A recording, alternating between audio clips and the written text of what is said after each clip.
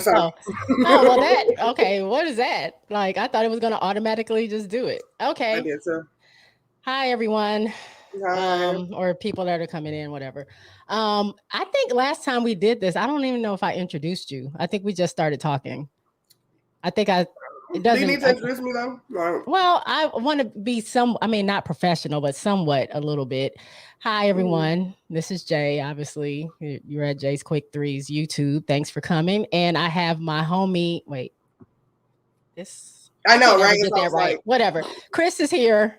Chris is here from Shenanigans with Friends, hey all guys, docked up and podcast happy hour. gang Um, gang. hey, we're doing this. We're doing this Euphoria Chat. Um, OMG. Like, that's all the introduction I have. Like, I just, what's happening? My wig is gone. Not the wig. Like I've had to install a new one. Like it's just a Whew, lot happening. Like I too said, much. we like everybody's like reeling about episode 5 so much that like I literally forgot what episode 4 was about. But then I remembered, and it's all a hot mess. I have some thoughts about Elliot, and I don't know when you want to talk about it, but Oh, let's talk about, okay. Well, Elliot's in 4 and 5. yes, but So again, I'll follow your outline. okay. So pretty much what we do, we're not really necessarily going in order. It's not a real true recap. If you haven't seen this, then you may not, or may not understand what we're talking about. But we're just literally talking about it. This is like if I call Chris, was like, "Girl, did you watch the show last night?" And we talk about it. That's pretty much how it goes. But in That's some it. instances, like last episode, last night, it might go in order because it kind of has to for us to like talk about some of this stuff. So it may go in order, may not, but this is not like your typical recap. So if you're watching, I hope you enjoy. And if you're not watching Euphoria, I don't know what to tell you. Like, you might want to check it out because it's crazy, but you need to start from season 1. You can't start from season 2 because you won't. You got to feel Right. like the story as it's happening. So, episode 4, if I'm not mistaken, episode 4 opens up with Rue and Jules. Jules is giving her She that good was old getting some tongue head, lashing. getting not some tongue lash. Okay, um, but yeah, and Rue just landed like a damn drug addict. right. Not really right. She says, This she's high on feels drugs. amazing, Amazing. She just kept saying amazing. And Jules was like, okay, so am I doing it amazing. right? Is this happening? What are we doing? And she's just Right, like because not Jules is down responding. there wasting her time and shit. Like she can't feel nothing down there. Right. She's because last we left her in season 3, she had a suitcase full of ten thousand Episode 3, not dollars. season 3. Sorry, episode 3. Mm-hmm. Sorry, I've been hitting the drink. Episode 3, she had a suitcase um full of $10,000 worth of drugs, and it stopped like, right there. like all every type of like drug you can think of. Every The time. licking kind, the swallowing kind, the drinking kind, the snorting kind, like all of the kinds. Like, Hey. Um hi. so okay, now we're at the part where, Jules just thinks she's like doing the best thing ever. Rue's not feeling it. Oh, oh. She I guess well, she fakes it so she could pretty much stop because she's like, I can't, like, I don't know what else to do. Like, Right. hopefully she won't notice. I'm like, girl, she noticed. Like, she She's knows. hella noticing. Right. So at this point, we know that Rue has been like taking all the drugs in the suitcase because she is Mm-hmm. fully not feeling life or anything else. What happens after that? Jules goes to Ellie and is kind of complaining to him about what's going on. Yeah, I think you're on mute. You're on mute. Because on episode 3, she went in there interrogating this nigga like, you want my bitch, blah, blah, blah, blah, blah. And then they came to like a mutual understanding that it wasn't super like that because Rue, he didn't think that Rue was into it or whatever the case was. So now, all of a sudden, Ellie and her are like super best friends, real iffy, but whatever. And so they're like super best friends or whatever. And so she's going, being like, yo, I think Rue's like faking it. She's not sexual. Or did Elliot say that he doesn't think that she's sexual? And she's like, well, she is, because like we have, and like stuff like that. I just don't understand why Jules be acting so damn dumb. It ain't like she hasn't seen her in this state before. She just is she being dumb, or is she just refusing to fucking see it? Was she though? I don't think Rue was this gone before, because when she met her, she was really trying to quit. So I don't think she was on. Okay, you might be. You're right. Back then. You're right. And she actually had stopped for a second when she was with her. So I don't think she really saw like the full blown high Rue. So that's true. I said something. I had mentioned the last time we were together that I felt like Jules and Ellie had some kind of spark. Something was really kind of going between them because she was they were speaking and kissing. No. I'm saying before this, in episode 3, I was like, something's weird with them because, like, they're she's grilling him about this. He's like kind of flirting with him a little bit. But they never did anything. They never acted on anything. I just felt like something was happening. But of course, this episode, you was right. We find out that they were really flirting with each other. See, that's what I'm saying. Like she really be like living in like this like bubble, like where she's just choosing to not like react to stuff or like. I think so.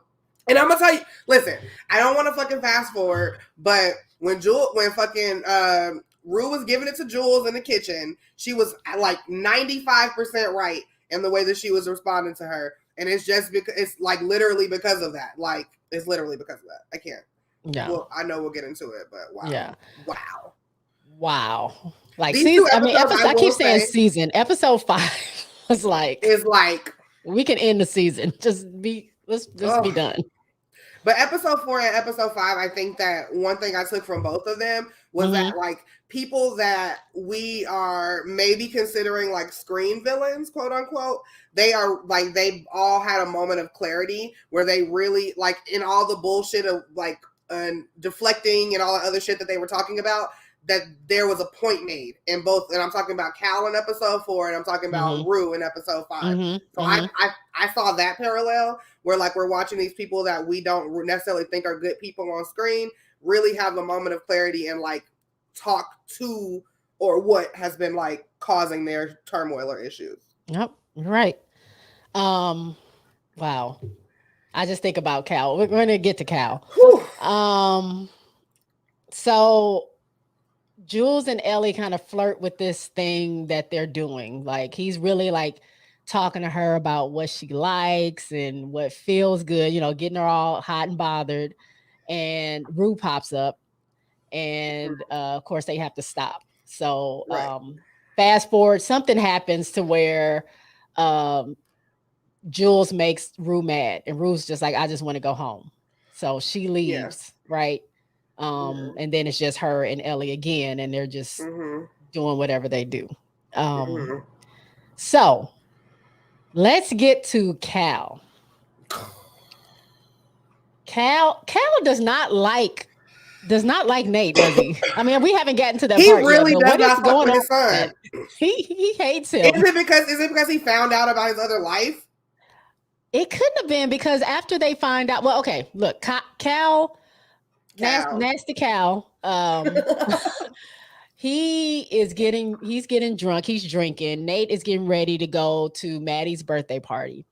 And Cal is drinking. He starts, I guess, reminiscing about him when he was younger. Maybe that's why they did that foreshadowing, showing him in that white Jeep, because I guess he still has the Jeep. He gets in the Jeep. He starts driving like a maniac. I'm thinking he's going to full on crash into something. You know how I am with He these still people in got the that car. hair wrap on too. Oh, he got the head wrap on from when Ash like tore his head up with the butt of that gun.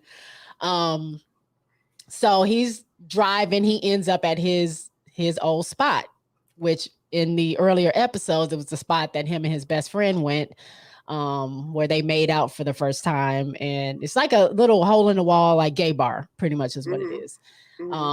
He goes there, plays some kind of weird song. He's dancing. Some guy sees him and starts slow dancing with him. Cal is imagining that that's his best friend. The guy is just thinking that Cal's into him, and it's not really that's not really the case.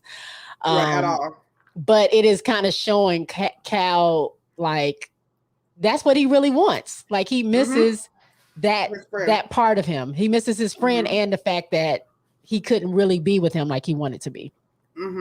He's getting drunk, whatever. What happens? He's too drunk. After it is over, he's crying. After it's over, he starts wrestling with the guy because I guess he was trying to show that he's not really. Like, well, no, to me, it just felt like he was like super into. It felt like he was super into his like thinking it was his best friend because that's what they used to do to each other. That's how they found out they liked each other and wrestling and shit. You're right. I thought he was just like, okay, man, I'm not that into you or whatever. Like, I'm just no. He was wrestling him because he still thought it was his best friend. Like, like little touchy grab. You know what I'm saying? Like, that's true. That's true. And so the dude was like, "What the fuck?" And then the whole thing starts, and basically Cal gets kicked out of the fucking bar. He's screaming at the back like, "You can't kick me out! This is my fucking spot!" Like shit like that. And then he finally fucking stumbles away, and he's back to drunk driving. Like we don't know where he's going yet. Like my nigga, like super like just like. For a moment, he didn't even have his hands on the wheel. He was just like driving like this. I was like, oh my God, please turn this off. Like, why are we still watching this? Please, like, go to the next scene. Because I just knew he was about to hit somebody. And while they're showing this nigga recklessly driving, we're also saying that Rue, Ellie, and Jules are in a car, and the whole time the way they're filming it, it feels like they're gonna fucking crash into each other. And I'm losing my shit. So before Rue leaves, that's what happens. Because I'm like, oh my God. Yeah, they were going to she gets out the car because I can't remember what they were talking. Okay, because they were going to do Truth or Dare because they were like, Rue was trying to make Jules jealous by kissing Ellie. And she's just really joking. She's not really whatever. And so Jules is like, okay, Ellie, do this to me. I think it was like lick her from her belly button or something like that down.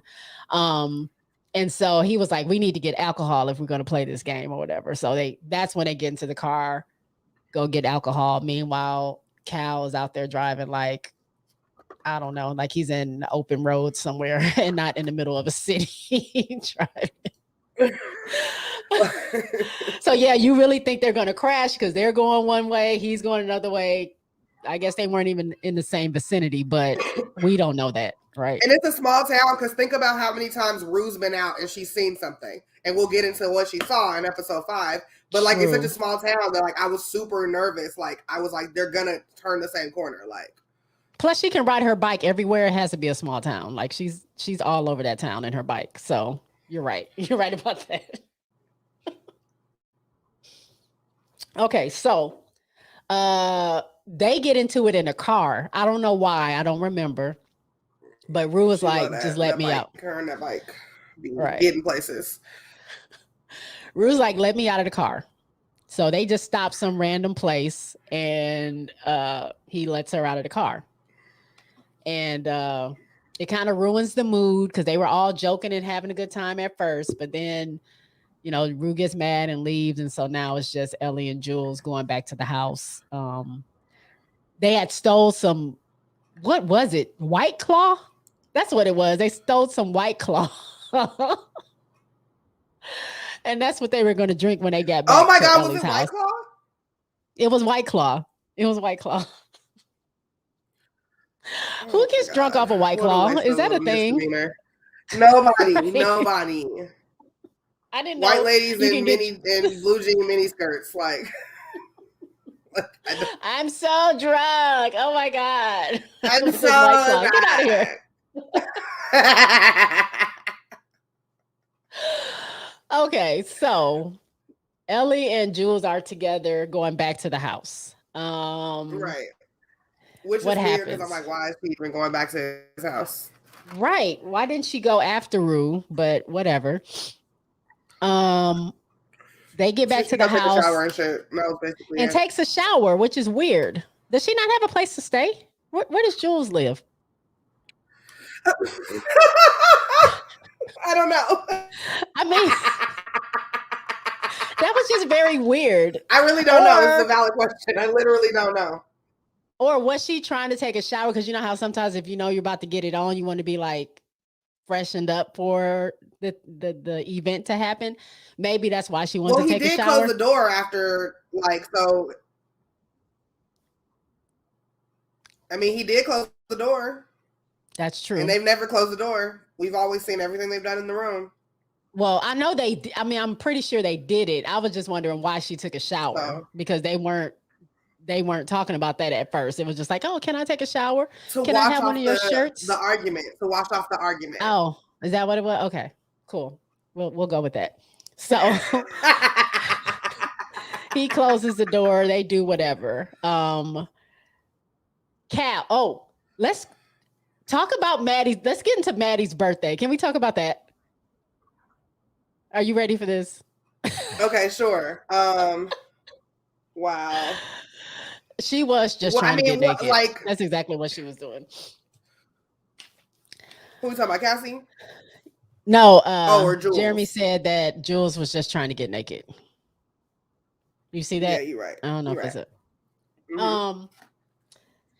Okay, so it's Maddie's birthday. And we've told y'all from last episode that Cassie has been really going through it because she's in love with Nate.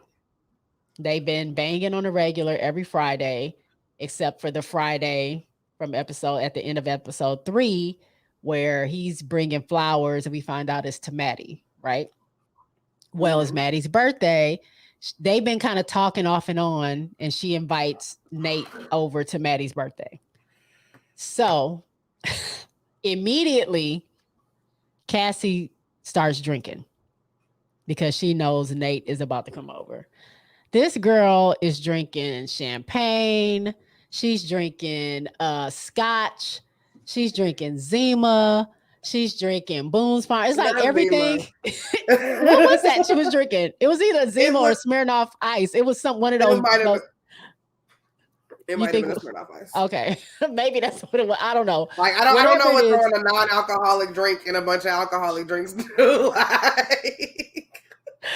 But she was drinking everything. Her to the edge. Yeah, she really. And I'm like, okay, Cassie girl, you about to be sick because there's no way you can mix all those liquors. You can't mix malt liquor with a wine cooler, with hard liquor, with beer, with you just can't do it. And she's just going to town drinking. Everybody's just like, oh, I guess that's just how she gets when she drinks. Nobody's really like reading into why she's like drinking like this. Right. Nate comes over and it's at one point where they say they're going to go get into Maddie's hot tub. So they go get into the hot tub. Well, before Cassie went upstairs and put on a swimsuit and she got in the hot tub. That's true. So after she got super drunk and she saw that he was there, then she went upstairs, put on that swimsuit to come down to basically be like, ooh, look at me. Like, and then she got in the hot tub and shit, and they were like, oh, okay, well, I guess it's hot tub time. Like, and that's kind of how it went. Right. In this bathing suit where she's like, body amazing. Like, she's just like I'm putting it out there. Cassie, like, why are you wasting this on this dude? Like, look at you. Like, you could probably have any other guy. Amazing body. Like, a fucking amazing body. Like, I can't even deal. Like, it's sickening. But yeah, so she puts on this suit. And she's hella sloshing around in the fucking hot tub, drunk as fuck. And then everybody's like, all right, I guess get in the hot tub. They had to beg him to get in the hot tub because he was like, I ain't trying to get in the hot tub with her. But he couldn't say he wasn't trying to get in the hot tub with her. So he got in the hot tub with her. Because Maddie is demanding, and she's like, "Get in this hot tub You're now. not leaving. Take your clothes off. Get in the fucking in this hot ass water. Like, I'm not gonna ask you anymore. Get in this hot tub." don't make me say it twice. So he get in, girl. He get in, and okay, this is where I stopped watching because I can't deal with bodily fluid. I couldn't. Like, I already knew what was about to happen. Like, they're talking about, so I forgot what they were talking about. Getting back together, not getting back together. And then Maddie starts saying somebody said something like y'all are back together, and he said no really fast. Mm-hmm. And then it was an argument because like, why you say it so fast? And I'm the only person that can say Maddie is so crazy. You can't say we're not dating. Right. Only I can say that. Like, you can't say that. And he's like, but you just said no. But it was the tone. It was the tone in which you said no. You said it in which you said no, as you said. And he said it too fast. Right. So she was like, "Oh, so you weren't texting me the other night or whatever the other day, talking about how you love me and you want to get back together." Meanwhile, Cassie is in the corner shaking, nigga. Girl, she is losing it. Like, Cassie is bubbling up inside because she cannot like take this conversation. And as soon as Maddie says something like, "You want to have my babies," or "You want us to have babies," Cassie just loses it. I didn't see it. I'm assuming from what I was hearing, it was all over everybody. It was just like projectile, like okay, I don't want to talk about it. And then like people were just like in it because like it's in the water. Okay, Chris, let's fast forward. Okay, and I'm eating and you're eating. I can't do it. So it's all in the hot tub, all over everybody. They take Cassie away, and then they take Cassie away. I think Maddie's mom took her, right? Because she's like, "Get your nasty ass out of her. You're wild, bitch." Like. And then that's that part. So now Cal finally makes it back home. He's okay. He made it home. Is he okay though? He's not okay, but he made it home okay. He didn't die in an accident. He comes home. His wife is there.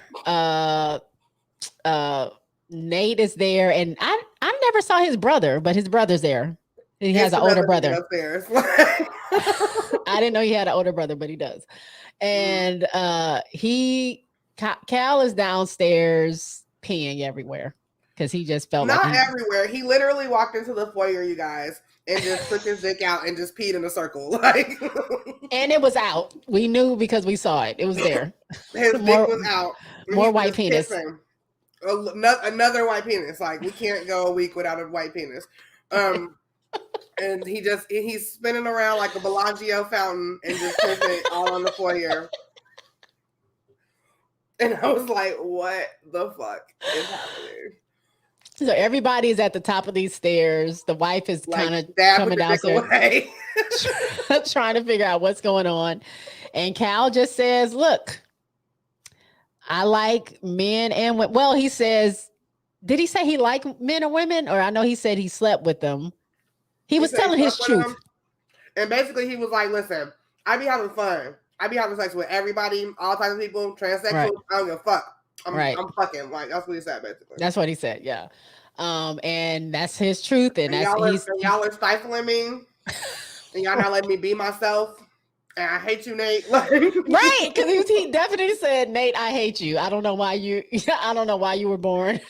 Like, he told his wife, he's like, "Look, I love you, bitch. Like, whatever. But like, I gotta be real with myself." And then the other son was like, "Why are you saying this, Dad?" He was like, "Nigga, cause like I like that shit." Like, then he starts calling them out. Moment.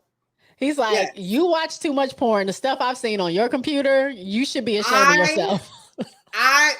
Part of me wanted to know, but like a part of me didn't, because like it would like. I'm sorry. We've seen how sexual and like deviant Cal I always say that. Cal can be, right? Uh-huh. But if he's floored by the shit that you're watching, you are watching some shit. And no kink shaming, but you watching some fucking shit. Like, right. So he where it calls him disturbed out. him. It wasn't like it was some shit he never seen. It like haunted him that he saw it. Like, Right. I'm like, I didn't want to see it, but I was like, is he going to but name it? Like, what is it that he's going to? I wanted to see the Google search. Like, like what he put in. Bring up his search history, please. Please. Ugh. Yeah, so he calls out Aaron, and I found out that's his name. Aaron's porn history, and then he tells Nate he hates him again, and then he says to the wife, "I'm sorry you got caught up in this, but you know it is what it is." He pretty much says like, don't. He's just telling them not to judge him. Pretty much, he was like, if I told you I had like slept with some girl at some strip club, y'all would be high-fiving me. Y'all would be like all for it. But because I say I like men or I sleep with anybody pretty much, now you want to judge me. So he was like, I'm just going to put everybody's business out there. And y'all can't judge me. And so he goes and grabs a family picture and he leaves. He says he's going to go live his best life. He take that picture, that bandage head, and those wet pants in the front. Yeah, he is out of here. And his screech, like they made it so his feet were like screeching on the pee that he's walking. That was so nasty. I thought I was the only person that didn't notice that. I was like, that's a lot of pee.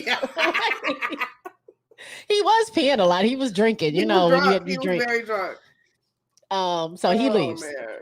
Now we get back to definitely one of the best scenes of episode 4. If y'all are just in it for the clips, watch that one and then watch the part we'll talk about later. Right. That was pretty good. I should have showed that clip. I didn't even think about it. I was so stuck on episode 5. So we're back to what's the girls? Julie, Jules and Ellie. Jewel and Ellie. And I don't know what they're doing. They're doing whatever, but he says before they do it, he's like, I have to tell you something. I want to let you know because he was worried. He was worried because he knows that Rue has been taking all these drugs, but she was also drinking that night. And he was trying to tell her, you know, slow down. Of course, that she didn't want to hear it. I think that's why she ended up getting out of the car because she was like, because they were telling her don't drink, but like, why did y'all go get alcohol if y'all didn't want Rue to drink? Y'all know how she is, right? Well, Jules didn't know she was high, so she didn't know, but he was telling her calm down, and so she was mad about that. So he tells Jules she's been taking all these drugs. Not only is she doing weed, she's doing heroin, benzies. Is that what he said? Benzies and fentanyl. Among other things, because she took whatever that was she put on her tongue or whatever. She's snorting other stuff. And he was like, I'm telling you this. I know that she's doing it because I've been doing it with her. And so Jules is like, can't believe it. She gets up, but then she goes back to his room. So I don't know what that was about. But now Jules knows. That sets up episode 5. But before we get there, this next scene was like, I lost it. Like when I watched this, because Rue is in her room taking more drugs as she does, and she starts hearing this church music. At this point, it's kind of like a dream sequence where she goes to this church and the guy is in the front of the pulpit singing this song, pretty much just about like, I don't want to live anymore. Like that's basically what the song was. Like, go ahead, take me now. Quit trying to save me. I just want to go for this world. Yeah. Right. Which is pretty much how Rue feels. Like you have to know by now, like the reason she's doing all this, because she really wants to die. Like she doesn't want to be here anymore. So with that song and knowing her background, like I'm boohooing because I just can't take it. She's hugging the guy, and then all of a sudden that turns into her dad. And then I lose it again. Because she really misses her dad. Like all of this is because she can't cope with the loss of her dad who died earlier. And then you see it's all a dream and she's just standing there swaying with her arms kind of open, like she's hugging somebody, but she's really not. It's just her drug phase of her thinking she's dead. She's like hugging her dad, which is it was rough. It was rough. I could not. Ooh, so that was episode 4. Yeah. So it ends like that. Okay. episode 5. Do you want to start us off since I started off episode 4? Where do you want to start? How does it start? Rue's fucking a fight with her. The fight with Leslie and right when they're in the house. That's the beginning of the episode at the house. I'm sorry, it was a fucking whirlwind. So, Leslie, who is Rue's mom, she goes in and basically is like, "Look, I know you've been taking drugs," and Rue, of course, being Rue, turns it up a notch and is like, "No, I'm not. What are you talking about?" And then so basically it escalates because Leslie's not backing down. Like Leslie's not coming in here with we've seen Leslie try to address Rue's issues before, and the way that she would ask her was very different than it is now. It was more like a really questioning tone. It's like, are you? What can I do to help? Blah, blah, blah. This time Leslie's coming in like, bitch, I know you're on that shit. Right. You say whatever you want, but I know that you are. And we're like, okay. So Rue's getting mad. Rue thinks that, what's her sister's name? Gia. She thinks that Gia. I keep calling her Storm, her real name. Right, because that's her real name. Yeah. But she starts yelling at Gia because remember a couple episodes ago, she was covering up the fact that she was doing hard drugs by confessing to Gia that she was just doing weed to cope so she doesn't have to do other drugs. Right. Gia knew it was a bad idea then, but Rue made her feel bad, and that was that. So now she's like, "Oh, bitch, you told on me? Like, you're hella whack." Like, and she's getting all. I don't like the way she gets in Gia's face like this. Like, because that girl is not doing anything but just trying to help. But trying to love her. Like, that's literally it.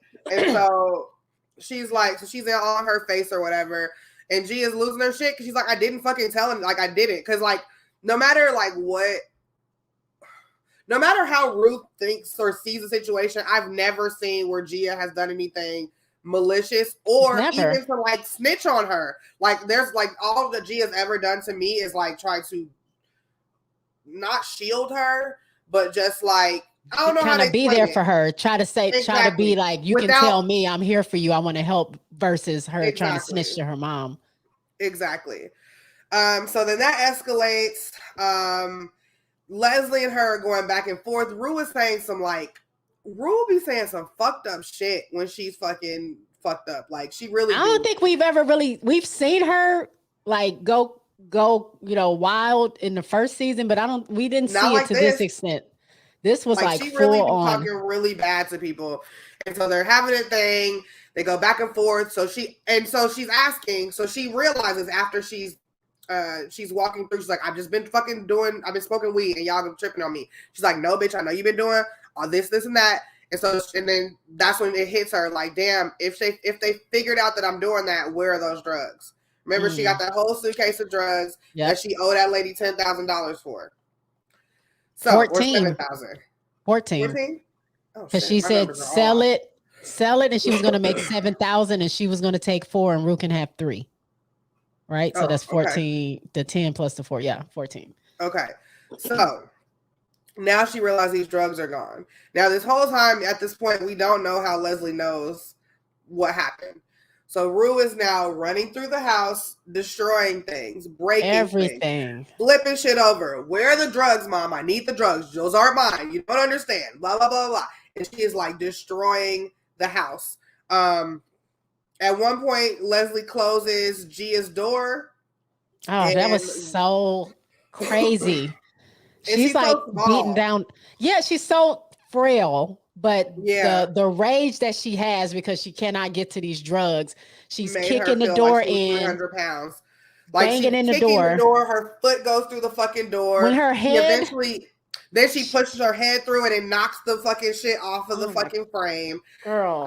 She's destroying Gia's fucking door, completely. So now she's in the hallway and she's like, okay, my rage isn't working. Let me try to make them feel bad that they're treating me like this. Meanwhile, poor Gia is just balled up in her bed. In her room, trying to just be okay. The mom is trying to shield her because they don't know what Rue's going to do.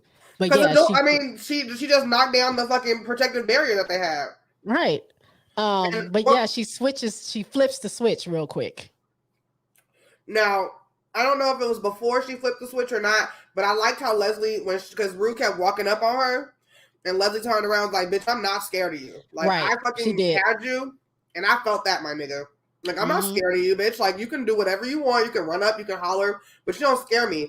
And like Rue, I saw her kind of back down a little bit because she saw that tactic wasn't going to work. Right. So she knocked Gia's door down. Now she on the corner of the door frame, crying and shit. Like, I'm so sorry.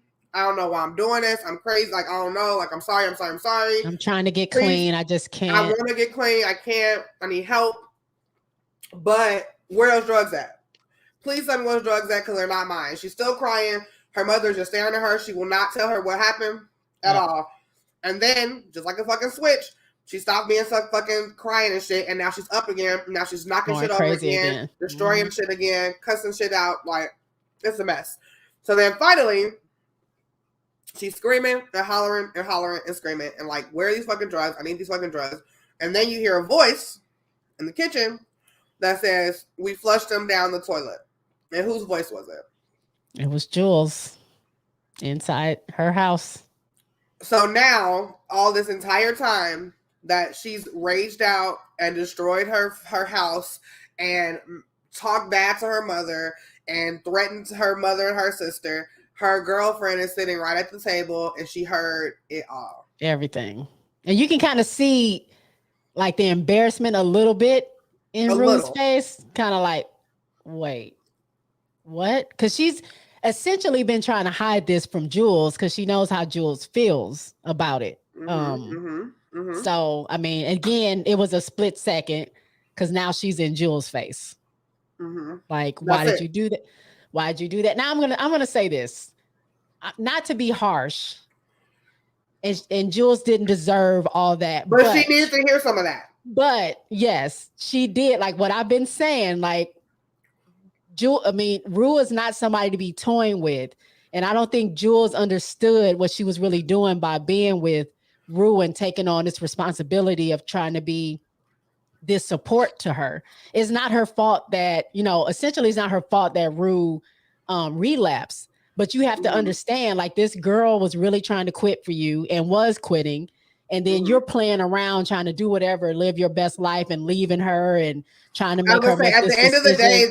At the end of the day, that's what it is, right? So like she said, no, Jules didn't necessarily deserve to be screamed in her face and shit like this over something that everybody knows in the room that niggas is just trying to help, right? So no, she didn't deserve the way that it was said to her. Maybe the delivery of it, right? Right. But she needed to hear fucking need some of that? Did she need to hear some of that shit? Absolutely. Because and like I said, even when we were on that like break before the season started, like all of this, I don't want to say it's all Jules' fault, but I think that at the end of how we left season 1, Jules was all in Rue's mind. Jules was all that she had to live for.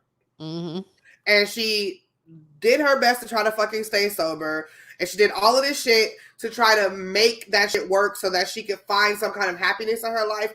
And at that peak moment where she absolutely positively needed somebody in that space, Jules decided to go live her best hoary ass life, right? Right. And so she says that to her, basically like, bitch, like you left me at my fucking lowest. And Zendaya is such a great actress because I was gonna get into the acting. I be fucking thinking these bitches are really together. Like I really think she's like her and Storm and the lady who plays the mom, like that whole scene, like give them all the highest like awards because I thought that I was watching. I feel like that's real. Like, yeah, you feel like it's real. Like that, you can't, like I was watching, not to break it up, but I was watching like they do the behind the scenes at the end of the episodes. Yeah. And how they were saying like the mom and Zendaya kept like checking in with each other at the end of like when they would cut. Okay, are you okay? Did I bruise you? Did I hurt? Because they were going all in when it says action. But at the, when they would cut, they had to make sure that they were in the right mind frame. Like, look, I didn't mean to say that, or I didn't mean to do that. Like, are you okay? Are we good? Let's hug. Let's like come back to, some kind of center. Cause episode 5 was intense. It's intense. It really was. No, you're right. Cause Cassie's acting, Cassie is. I feel her like anxiety. when she feel that when she gets like when her eyes get super big and like red and like where she's like you can like see a little bit of tinge of crazy. How do you do that? Like I don't know.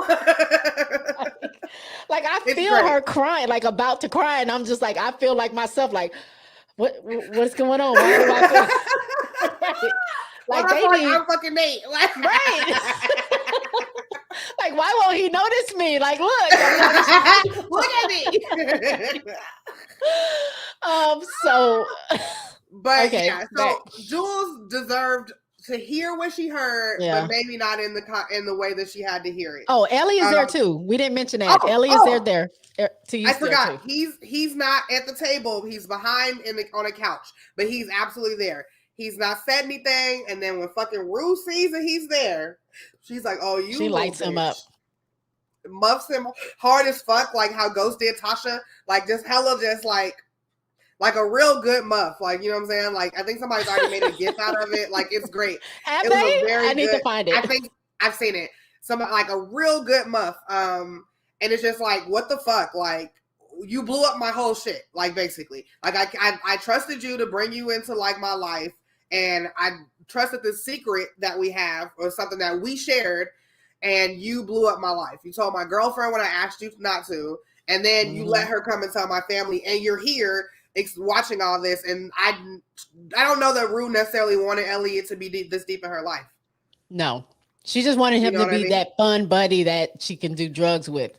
She didn't expect him to care because that's what happened. He started. That's exactly what happened. That's crazy when a drug addict is it's telling you that you got a problem. Like he's doing the same drugs that she's doing, but he's like, girl, like I had to say something because I don't know. I have to say, so I feel a way about Jules in this situation because you're right. Ellie and Rue are basically like to me, as far as like drug use, the same person, right? They're matching each other. They're doing it basically the same shit, basically on the same type of shit. But why is Jules okay with him doing it and not Rue? Because you're still like you're still wanting to be around this person. I think because Rue and her had this understanding that she wouldn't do drugs, and she never made that pact with Ellie. But it's skewed. Because you can't be with him and he's doing all these drugs and then mad at your girlfriend because she's doing it. Yeah. And right. Honestly, be mad at him for introducing her to it again. Like to me, when I found that, if I was Jules and I found out that Elliot was doing drugs with Rue, I'm probably gonna stop talking to Elliot because I'm going to attribute some of this as your fault. Because like, no, you didn't know that she had a problem. But you also realized that it never really stopped. When she told you that she wasn't really trying to tell people, that was to me, that's a red flag. Like, you know, like why are you keeping it from the people that you're supposed to if this is something, you know what I'm saying? Right, because he told her, and then the scene after that was her going back to his room. So it wasn't like it wasn't like she was mad at him. Right. It seemed like she was because she got up, but then she goes right back. So I don't really know. Jules is a little hoe.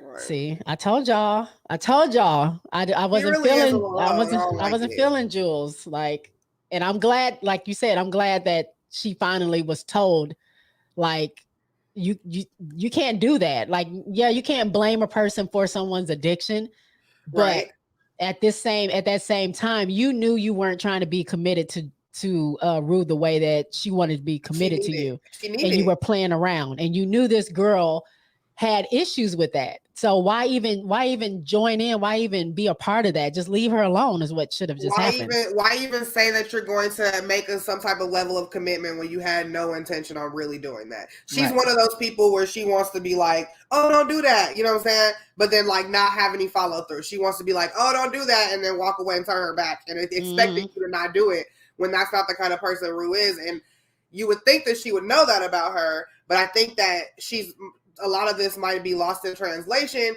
because I don't think that Jules, I know that Jules is struggling with her own stuff, you know what I'm saying? Like her identity and trying to figure out where she fits in and what who she wants to be. I get all that, but you don't have when you have all those things going on, you don't really have room to be with somebody like Rue. And I think that she had a lot of opportunities to notice that, and she just chose not to. Yeah, she has issues too, where like she's not all the way. What I want to say, she's not involved. Like she has some responsibility and some ownership in the way this situation is going. Absolutely, she does. Let's see, where are we at?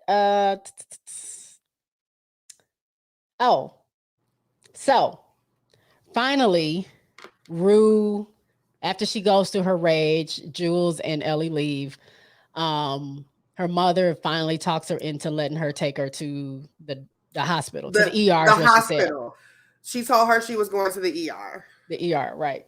And so Jules. So Rue's like, okay, we'll go. So they pack a bag, and like it's just so sad to see like Gia knows how to pack her bag. She knows what she needs already because they've done this before. She's trying to be like joking with her, like, you want a shotgun, and Rue's just not having it. They're getting in the car, and then I keep saying Jules. Rue notices that they're not really going to this hospital that they're supposed to be going to. Her mom was trying to take her to rehab, right? Yeah, she was basically about to check her into rehab, and she's like, you said you would take me to the ER. She's like, it's the same thing. She's like, no, it's not, bitch. Like, you trying to keep me, because like, it's different, right? It is a difference, Like there's a big difference. Like we ain't never been to rehab, but we have an idea. Like it's not the same as walking in and being like, "Oh, my foot hurt." You know what I'm saying? Like I would think though, wouldn't they? They're gonna take. I guess they can't make her go to rehab, but wouldn't they? If they checked her in and just realized all the drugs she was on, wouldn't they send her? I guess you can't go straight to rehab. I don't really know how that works. I don't really know. I mean, she's a minor, so it would be whatever the mother wants. I would think. I'm not really sure though. I'm just trying to see what could have prevented what happened, because if she would have took her to the doctor, maybe it would have been better for them to transport her to there. I don't know. Anyway, so they're in the car, and what happens? So after she figures out that they're driving way past and out the way from the ER, Rue freaks out, and she's like, "Look, I can't do this. I'm not gonna do it." And she basically jumps out the car. Now, she didn't jump out the car like in the driveway, y'all. She jumped out the car like in the middle of fucking traffic. Rush hour traffic. It's like cars. She literally, it was giving me frog, like it was two scenes and she gave me Frogger vibes. Like that's what it was. Ducking and dodging, like trying not to get hit, and she in these little ass flimsy ass Chuck Taylors, and I'm just real scared for her. So she jumps out, almost gets hit by some cars. She runs past, and Gia is freaking out. Like, Mom, go get her. Oh my God, Storm! The acting of that little girl. She's just like, Mom, get her, go stop her, and she's crying, and the mom doesn't know what to do. Crying and screaming.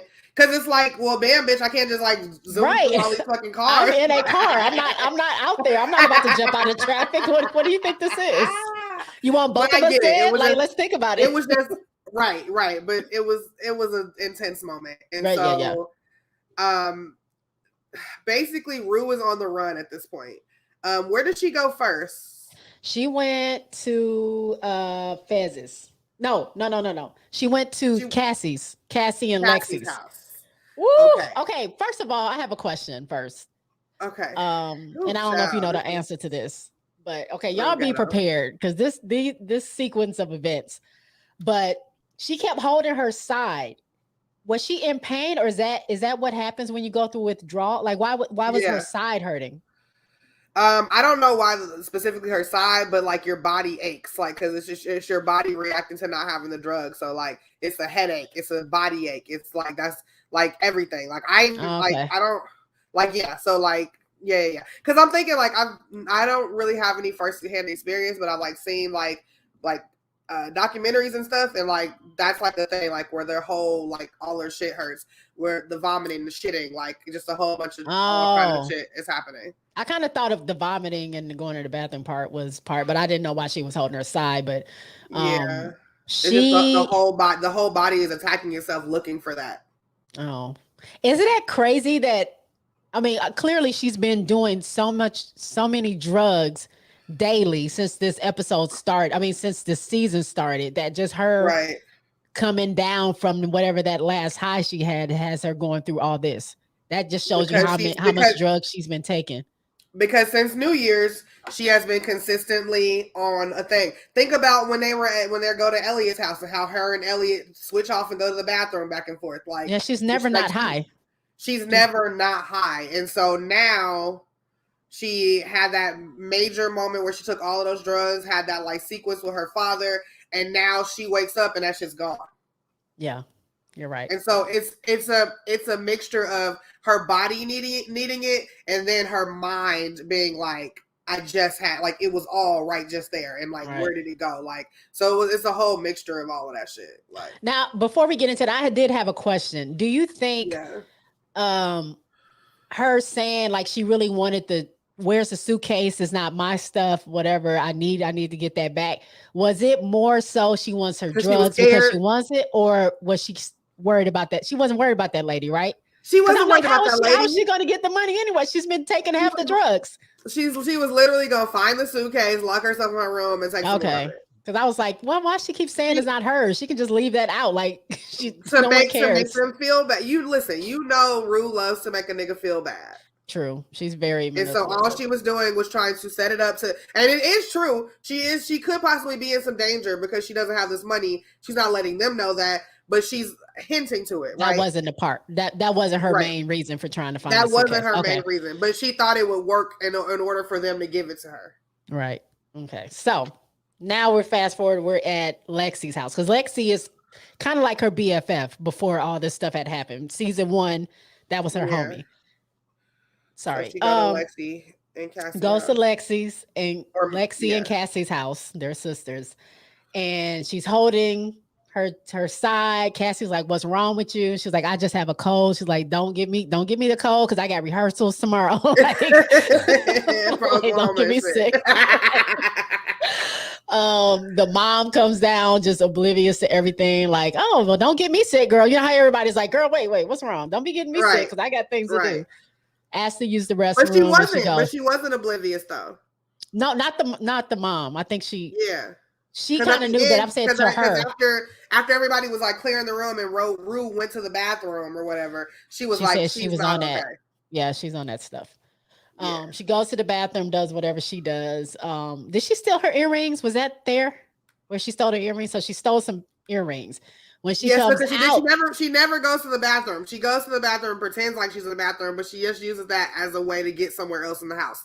So she acts like she's going to the bathroom, and then once she does it, she goes into somebody's room. I couldn't tell whose room it was, and she steals a pair of gold earrings. Mm-hmm. When she comes out, guess who's at the front door? Everybody's staring at the mom, Leslie. Yeah, the mom is there. Her mom is there, and now there's an intervention happening because she knows. So. Here's Rue again. Like, oh my God. Like, oh great. What is okay. Like now everybody's in on it. I see how y'all gonna play me. Like, and you have Lexi there, Cassie there, Kat's there, and Maddie. Everybody's at the house. So all her friends are there at the house. And now everybody knows that she's not just smoking weed, that she's back on the train. I guess I don't know what you call it. The drug train. Now, here's where this is my favorite part of the episode. So do I want to show the clip first and then we talk about it, or talk about it and then show the clip? I'm okay with you showing the clip first. Okay, so I got to get this ready. So hold on. Oh my God, I have goosebumps. It was a lot of dark things happening in this episode. So this one part, kind of like the cow one from episode 4, was kind of like the little bright spot of the show. So let me get it queued up first. It wasn't really that bright though. Like, I mean, it wasn't bright. It wasn't bright, but it was less intense on Rue's side. Because now Rue is backed into a corner. Everybody's there at the house. The mom is like, "Come on, just come with me." And so this is what happened. So let me get it. If I can remember how to do it now. Share. Okay. When I tell you the face crack of I'm just sitting up in my bed, like, just like, what is happening? Like, okay, here we go. This can't be life. Oh my god. Let me oh my know if you God, oh can my hear God. it. Let me know if you can hear it because I don't know if I hit the share audio. Yo, So they mama in her fucking velour suit though. can you No, hear I that? can't hear it. No. You can't hear it at all? No. Okay. Oh wait, yes I can. Wait. Play it. Do that shit forever. Yeah, I got you. Okay. Uh-oh. My thing is in battery saver mode, as y'all can see. Hold on. I'm plugging in. We're not gonna lose this. Okay. Y'all get ready for this, because listen, it's about to go down. Let me turn the volume up. Oh, it's already up. Okay. You don't have to. Just Oh, let me back take it up a little bit. Can't get clean. Back into the car and no. Because Cassie comes walking up in here like, Feel good about yourself. Just fucking leave me alone, please. It's okay. Yeah, Mom. Let's get back into the car and let me take you to the hospital. I can't get clean. I can't do that shit forever. You don't have to. Just take it one day at a time.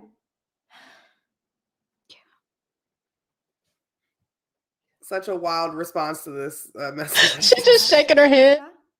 I have a quick question for you. What? How long have you been fucking Nate Jacobs?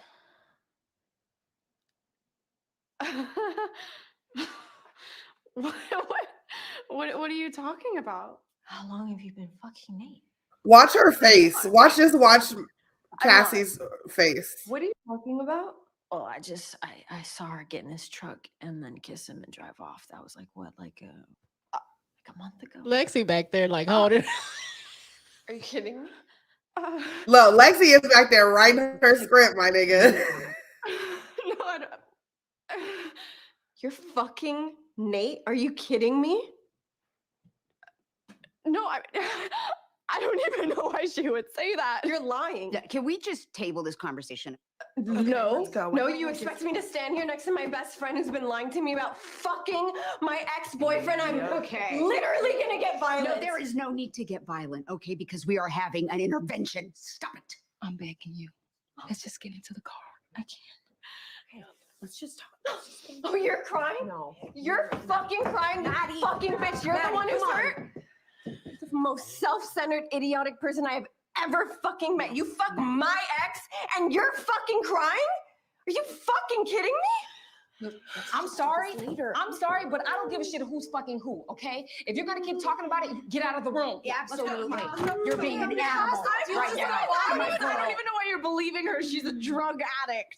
How long have you been fucking him? Be honest. Maddie, let's just do it later. Cat, shut the fuck up. How long have you been fucking him?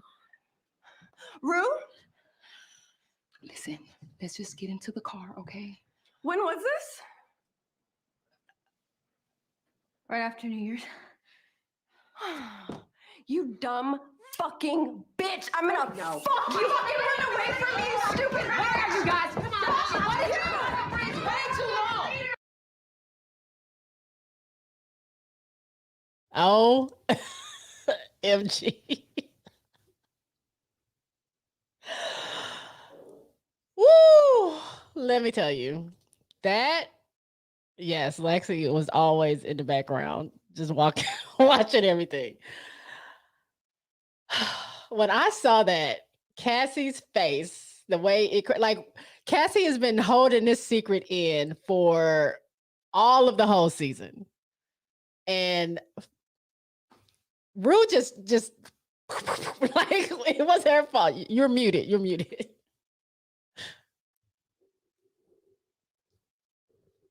You're muted. Oh yeah, sorry. Yeah. Yeah. Oh, I mean, there's no words because Rue's like, don't come in here talking I about literally how don't have everything's any. gonna be okay. It was such a.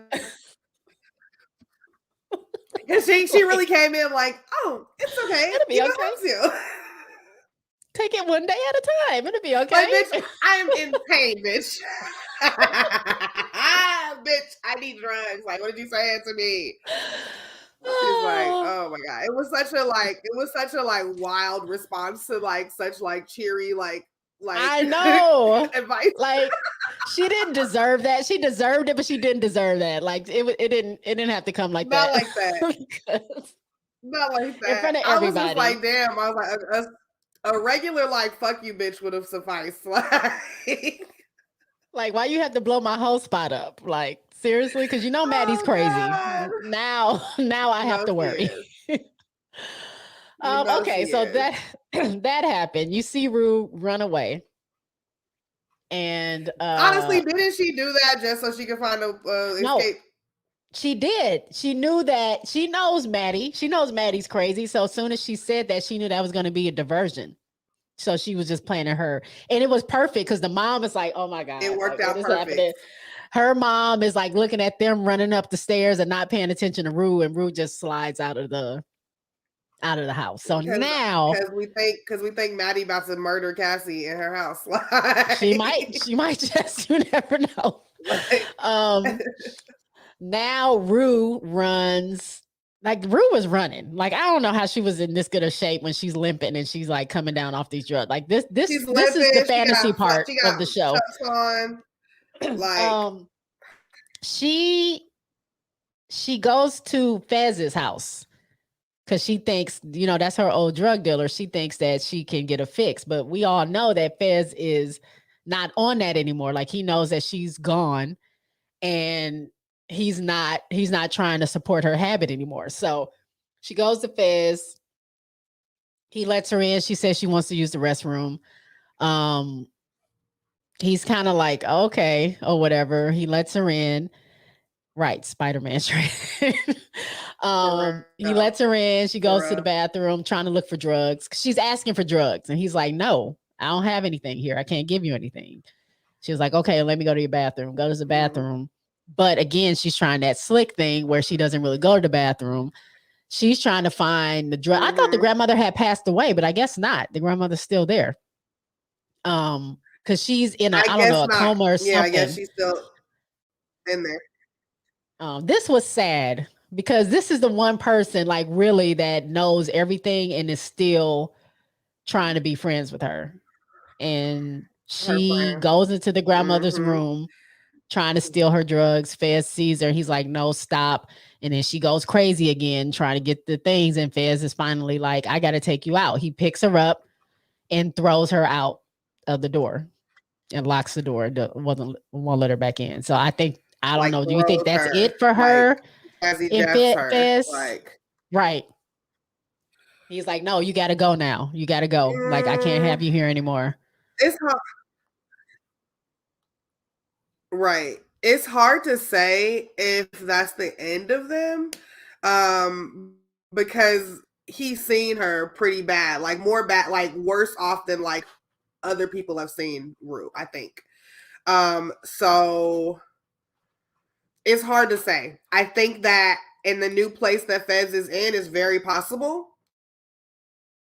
But I'm hoping that it's not, because for real, he's really, I know that she puts a lot of stock in the relationship. She has the jewels and all the other shit, but like he's really the only one that really truly knows Rue when she be like this. Right. Ash was just sitting on the couch looking like, look at this crazy girl. Like, listen, the memes that they had of Ash, the memes that niggas had of Ash. I haven't seen it. Looking at all of the chaos happening. He's like, you're interrupting my TV show. Like, what are we doing here?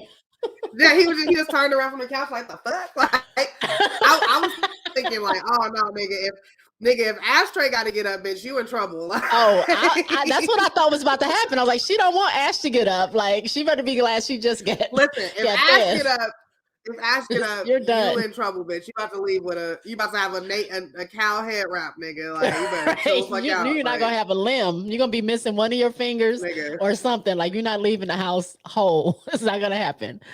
So she How many leaves. people are gonna dress up like Cal for Halloween though? Like, maybe it'll be me. That'll be a good costume. That'll be a good costume. I'm gonna have a head wrap and a bottle of Jack Daniels and a plaid shirt.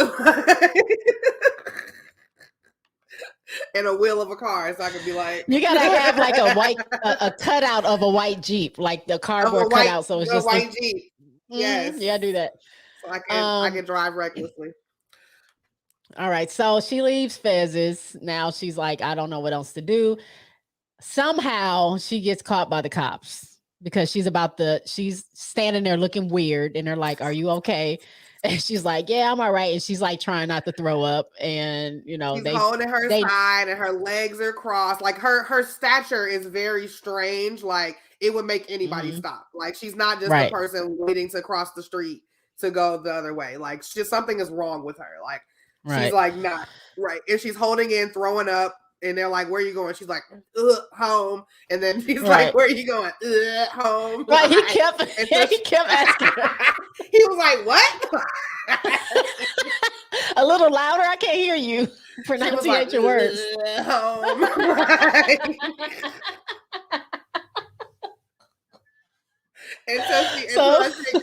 She couldn't hold that shit in, and she hella threw up. And when she threw up, they was like, "Oh, bitch, come here!" And then she held come on. Okay, now this is also where it just gets out of hand. You can't tell me this girl in these chucks and this hurt side is jumping over fences, falling through glass tables, jumping on fired up barbecue, right? Running dogs. She stepped on a fucking open flame. And she's okay. Ain't no blood. Ain't no cuts. She's fine. Like what? What is really happening? Like should she feel any of that? I don't know. And the cops can't keep up. Like she has like 4 cars on her. Listen, it's literally like GTA when you got all 5 stars. Like everything but the helicopter was after her, and somehow she was narrowly escaping. Right, she was getting past everything, catching her, and then she would be like, get in her chucks. Away. Yes, like with her burnt ankle. Like I know her ankle hot. Right. Oh my god! Her shoe at least should have been melted because that shoe ain't gonna hold up on no fire pit. You can't even walk down the strip on some trucks without a hole being at the bottom by the end of it. Like, so you trying to tell me she ran on a barbecue pit and all this other shit? And that shit is not. Her foot is out. No way. She is Fred Flintstone right now. Like, so she finally escapes the cops. I don't know how she hid in a trash can. They can't find her. So they leave because they really didn't really have anything on her anyway. I don't know why the chase was a little much just because she wasn't doing anything. You can clearly know she was on drugs. She only threw up on the corner, like right. It's not like she robbed a bank or whatever. But so they leave. So now she's walking. Maybe they were thinking that she was like a runaway or something. Maybe. I guess, but like they couldn't catch her. Like y'all are sorry. Like y'all can't catch some 17-year-olds. Like, come on. Anyway, so she finds a house with this rich couple or whatever. They seem wealthy. They're arguing about going to a party. She again, Indiana Jones rolls under this closing garage door to break into this house. And she's looking. I thought she was looking for drugs. She does the rude look into the camera thing first. Oh yeah, she does do that. Looks in the camera like, okay, I'm about to go hit this lick. Into the camera, looks like you know what I'm about to do. Right. It's on. Just in case y'all thought I was done. No, watch this. That's so funny. So she breaks into this house, gets looking for. I thought she was looking for drugs, but she ended up stealing a bunch of jewelry and then finding the combination to the safe. Like, what is this? Is this Euphoria or is this like, what are we watching? Are we watching like Kingsman? Like, what are we watching? I mean, in her defense, like she tried 1, 2, 3, 4, 5, 6, and then she just tried like one, like all 6 times, and that's what it was. So, like in her defense, it wasn't that secure. Like anybody with like an extra 10 minutes. I am not on any type of drug besides my allergy medicine.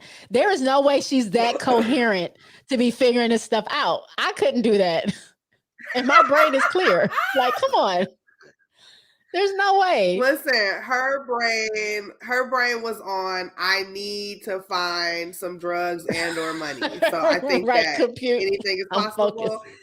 It's just it's like that Dave Chappelle joke where he said like that, like the fucking crackhead picked up the car off of for a quarter underneath the tire. Like, yeah, it's that same thing.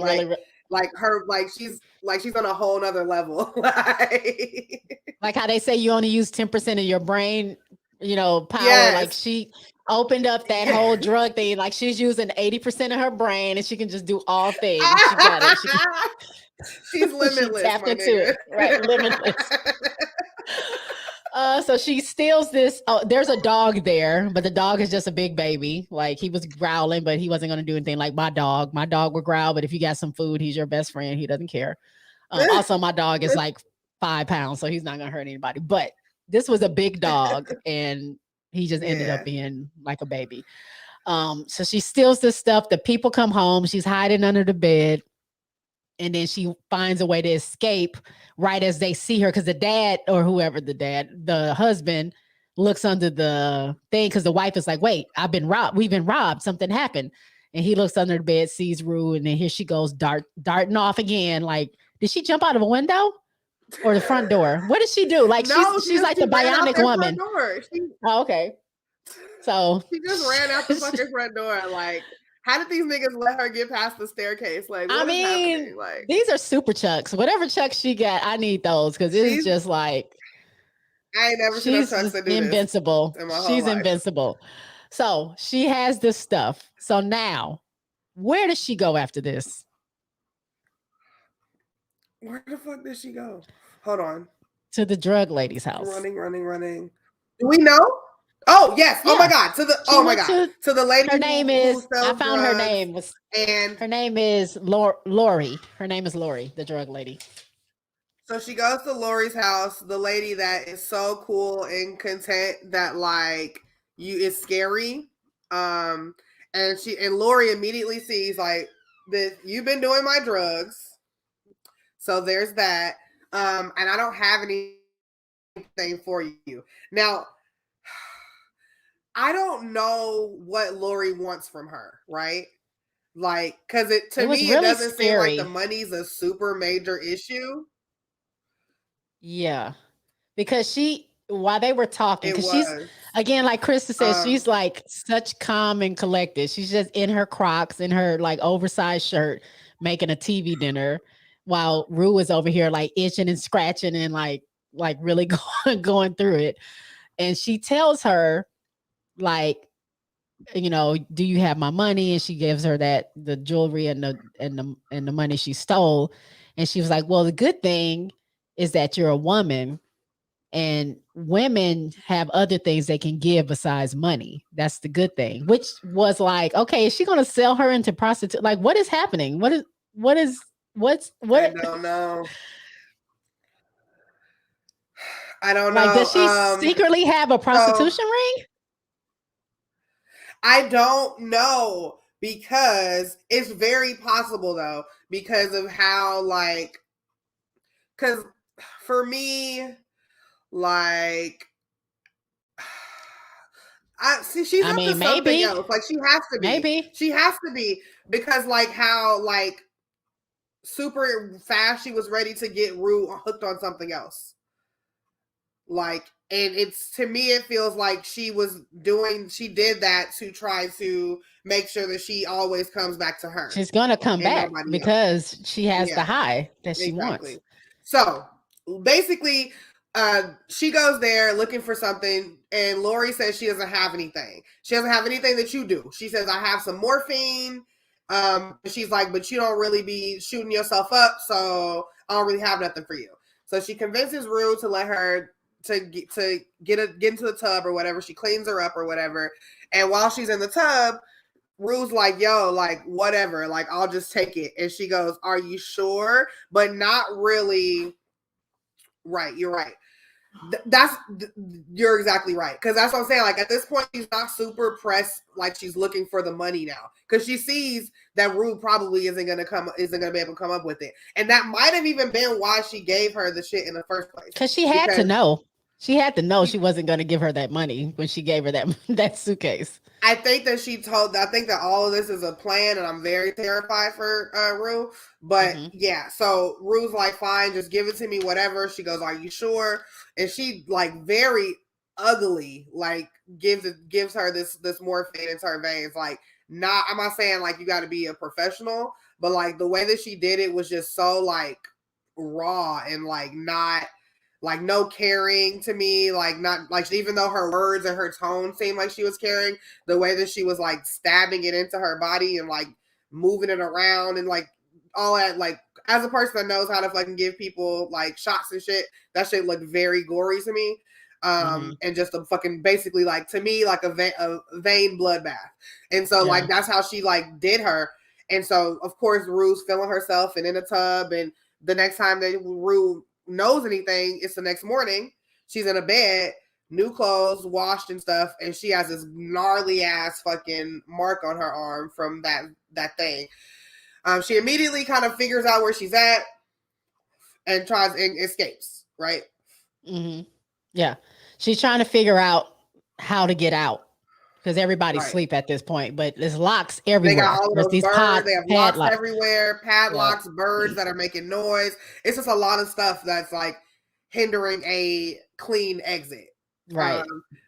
But she's super druggy, so she figures out a way to get out. Tucks on, and she's good. Like she finds a way to get out. In between that though, when she was in the bathtub, she did have another dream sequence about her dad and about seeing her sister for the first time when she was a baby, and just her growing up, and not like you. Clearly, we know that she's having issues with losing her dad, but it's so prominent. Even in this sequence, like she was supposed to be her sister's like guardian and like be there for her, and like she's spiraling out of control. And she was showing how she remembered when she talked at, I guess, the funeral or like a memorial, how the dad said he will always be there with her through the rest of her life, and the fact that he's not there is just really like it's crazy. Right. And so here's my question, right? So we saw the like dream sequence that she had when she injected the morphine into her, and how she was little Rue floating in the tub, and now she's big Rue floating in the tub, right? Is she going to start to lean on Lori like a parent? I think that's why Lori said you're going to be with me for a long time, because she knows that's where she can get. The first time I saw you, I knew I was going to be with you. Were going to be with me for a long time, which is terrifying for a nigga that's giving you suitcases of drugs to say to you. Right. I think she knew that. That's why she gave her the drugs. She knew she was on like an addict.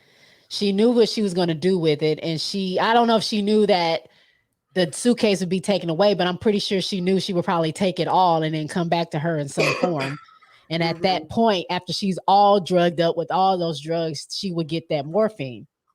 And now, in Ruth's defense, she did bring her all of that jewelry and $3,000 in cash, but Lori just was like, "Bitch, this is not a pawn shop, right? Like, what am I gonna do with this? Take all of these bangles and boggles and get the fuck up out of here, bitch." Right. She was like, "Okay, so that's some of the money, but when are you gonna have all of my money?" And she's like, "Okay, it'll be soon. Okay, girl, whatever." Right. And she's like, "You don't strike me as a bitch that's gonna have my money soon." We're not. So you're gonna join this sex slavery cult I have, and we're gonna do that. I'm thinking, I have a really big, strong feeling that if Rue wouldn't have woken up first, she wouldn't have never left there. She probably would have pumped her with more drugs and knocked her out. But she got out, she runs, and then it ends with the mom saying Rue. So I don't know if she came back to the house. You hear the door open. Yeah. And then you just see Leslie, and she's like, Rue, because she's been waiting for her because it's the next day now. Like, remember, her and Gia were out all night driving around looking for her. Right. And so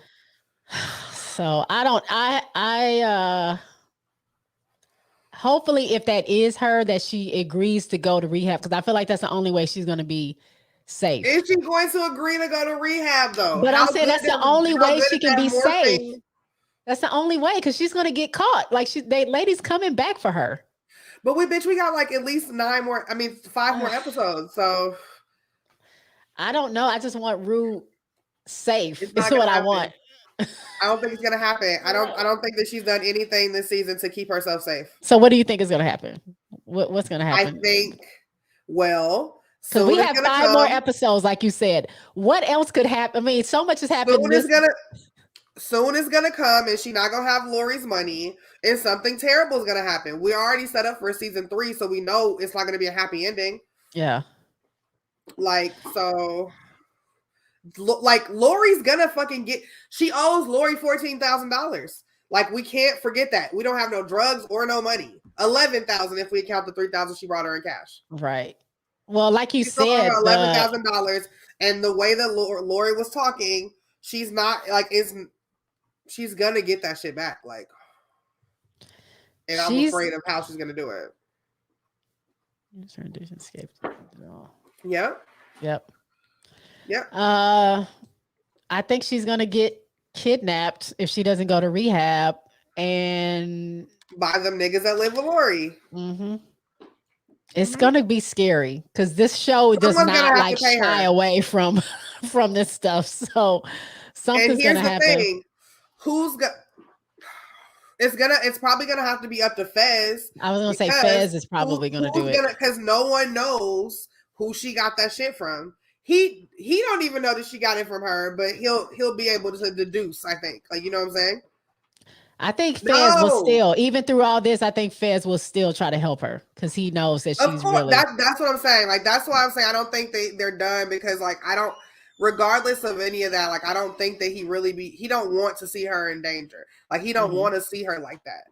Right. Like, and then technically she would have never known Lori if he would have took her over there. Right. So so if something happens and it has something to do with Lori and Rue, which is 99.9% of the fucking possibility it will, he's gonna feel some type of personal guilt because he didn't have to take her that night. True. You're right. You know what I'm saying? And then the trauma that she went through that night. Yeah. I'm gonna say, okay, so we'll be covering, what is this, 4 and 5, 6 and 7. It's 10 episodes, I think, of this season. So we'll be back in 2 weeks to talk about 6 and 7. But I did want to talk about this real quick before we head out, because we kind of talked about predictions, what we think. My mind is fried. I can't even think about what's going to happen. I don't want anything to happen to Rue. Next week. What do you think is going to happen with Maddie and Cassie? I'm hoping that the next episode comes in with her getting her face beat in upstairs.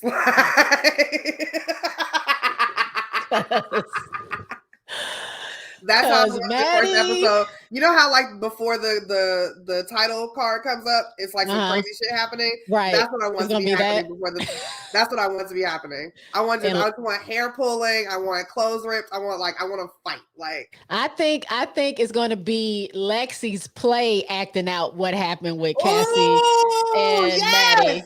That's what's going to happen. Because she's writing all this down, and that's what it's going to be a reenactment. Listen. That shit, okay, so the scene that we watched earlier, when Lexi's like this, all I see is her, like, writing shit in her head. Like, she's like that Kermit the Frog, like. Yes. Like, that's what this was. Like, in her brain, she was like, like, this is great. Like,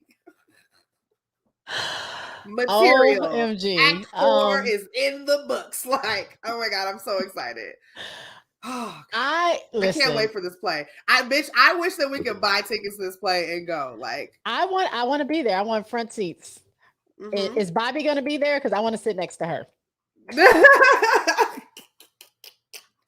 Oh my God. We all gonna dress up like we auditioning for Oklahoma. It's gonna be great. Listen. Okay, before we head out of here, while I'm fixing this ticker real quick, because I didn't put where these things are. You talked about this on your show, and I was going to talk about this here. But I don't know if you guys have heard about Dare trying to, I don't know what they're trying to do, boycott it, or they're blaming this show, saying it is glorifying substance abuse. And I have my thoughts. Kind of tell them a little bit of what you said on your show about what you think about this. It's just like, for me, it doesn't make sense, right? Because there's what's glorifying about it. Like, what in this timeline looks desirable? Like, and we can take any character, but like specifically Rue, because that's the one they're basically attacking. But like, nothing has happened in her life that I would ever want to be a part of. Like, nothing, she hasn't taken, there was never a time where she took drugs and then like something like super bomb popped off. Like she got, you know what I'm saying? Like nothing.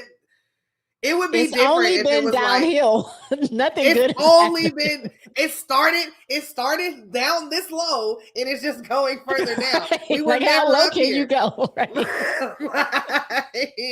all the way to the flow. Like, listen, like to me, glorifying something would be like niggas selling drugs and then them voluptuating, right? Like that's a glorified storytelling. Rue is not doing drugs and then like, and now she's like a Hollywood actress and like she's like living her best life and like none, like she's not even happy. Like right. She's not even happy with the way that her life is going. So like, why? What kind of like? I don't even know what kind of person could watch this show and be like, that's what I like. That's what I want for me. Like that's all these bad decisions and all these things. Like this is what I want. Like Dare is just super reaching. And then as far as the over sexualized stuff, that's not even their department.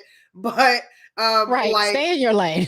You concentrate on what you know. Lane, Dare. but like. I mean, in all honesty, like I have a sister that's 6 years younger than me, and though while she wasn't involved in it, like this is just an amplified version of like the things that really be happening in high schools, and like you could go back to Degrassi, and then for people who like to watch British shit, Skins, like you know what I'm saying, like this is not anything new. Like Euphoria is not doing anything new in terms of like exposing like teenage sexuality. I don't think. Besides the fact that it's a lot more broader and wide open and more inclusive than I think we've ever seen on TV. You know what I'm saying? Right. Like, I used to watch The Secret Life of an American Teenager, and they were doing, it was about teenage pregnancy. So clearly they were having sex then. Exactly. I feel like clearly whoever's in charge of this is not watching Euphoria, because there's nobody that can tell me they've seen Euphoria and they think this is about glorifying anything. There's no way. You feel shitty at the end of all these episodes. Like I feel bad. And this shit it's not even happening to you, and you're walking away from the show feeling like horrible. Right. Like I feel bad. like I'm like, is this what teenagers are going through? Like, oh my God. Like teenagers, young adults, like, but like it doesn't like whoever said that for Dare is basically saying, I know this show is about drugs and addiction and sex, and hella people are watching it, so that's glorifying. And that's not necessarily glorifying. To me, it's magnifying. Like we have a fucking fentanyl issue in the country. Like, you know what I'm saying? Like it's magnifying, like look out for this stuff. Like, you know what I'm saying? Like I think that I don't know how many parents be watching this shit. But like maybe probably because I'm watching, I'm a parent. But like, you know what I'm saying? Like I forgot.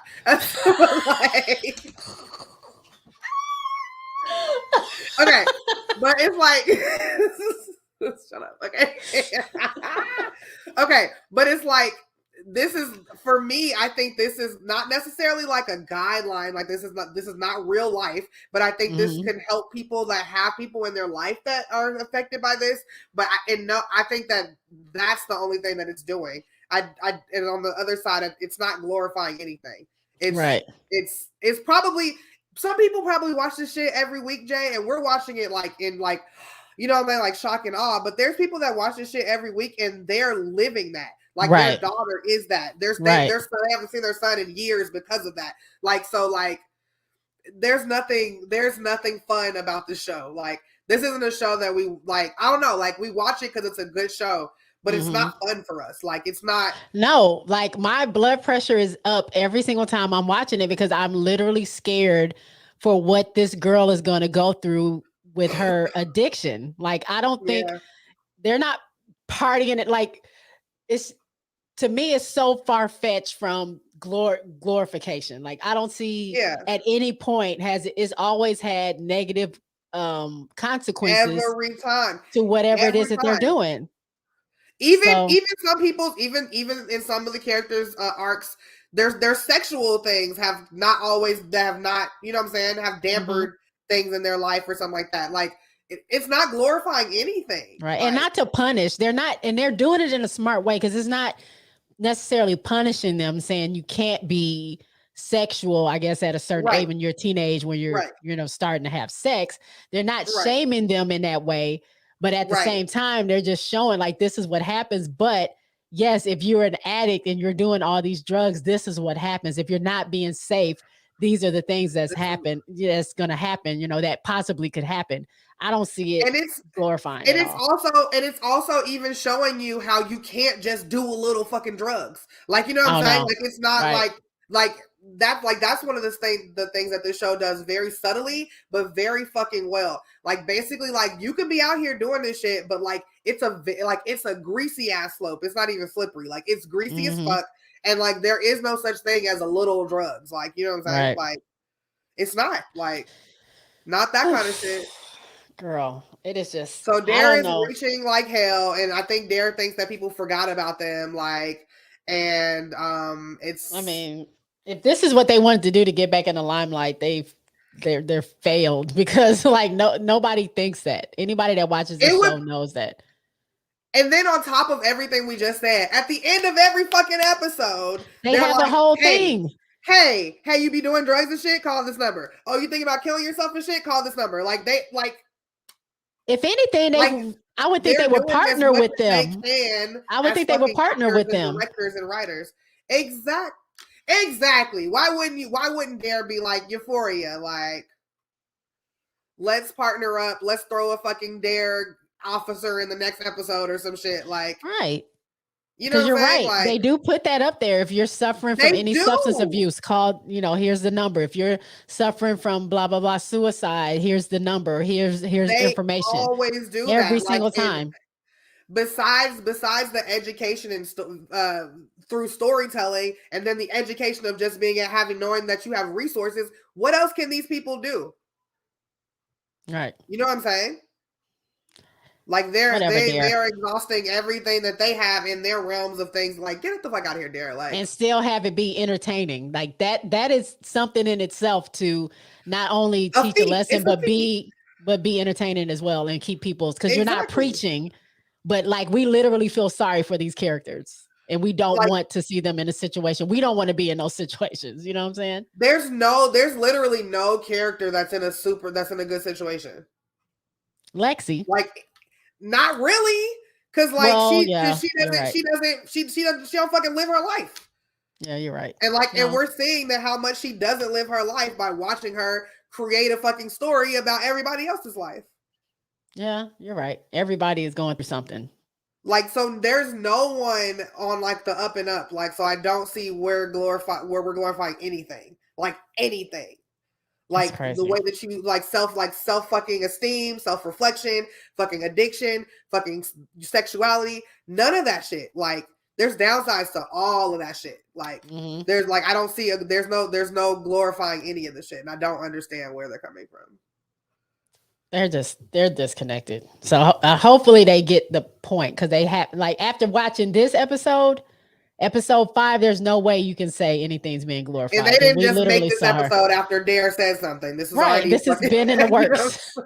And the rest of the season is in the works. So I'm sure like whoever spoke for Dare like was premature in what they said, because they're dumb. But that is all we have. I have our information scrolling across here. Hopefully you're following us, or, you know, you'll watch this and give us a follow or listen to our shows. We're usually not this show is something special, this Euphoria. So it's dark.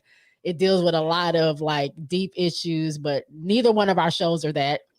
We're on the opposite side of that. We especially like to have not mine. But yeah, check out Khirs on Shenanigans with Friends and All Docked Up. And we have a podcast happy hour coming up, but I'll talk about that on my show. And I'm sure Khirs will. She always talks about that in the intros of her show. But that's all I have. You have anything else? No, that's it. All right, stay safe out here, y'all. Stay safe. My heart is beating out of my chest. I do not know what's going to happen these next episodes, but we will be back in 2 weeks to talk about 6 and 7, and we'll have 8 and 9, and then 10 is the finale. So we got 3 more of these chats we're going to do. 10 is going to be by itself because I'm pretty sure it's going to have to be. I'm sure we're going to need it. It worked out perfectly. It actually worked out perfectly that we have 10 by itself. So check in with us again. Hopefully we can keep them on Mondays. I don't know about my work schedule, but I'll let y'all know. But thanks for tuning in, and we'll talk to y'all later. Peace out. Bye.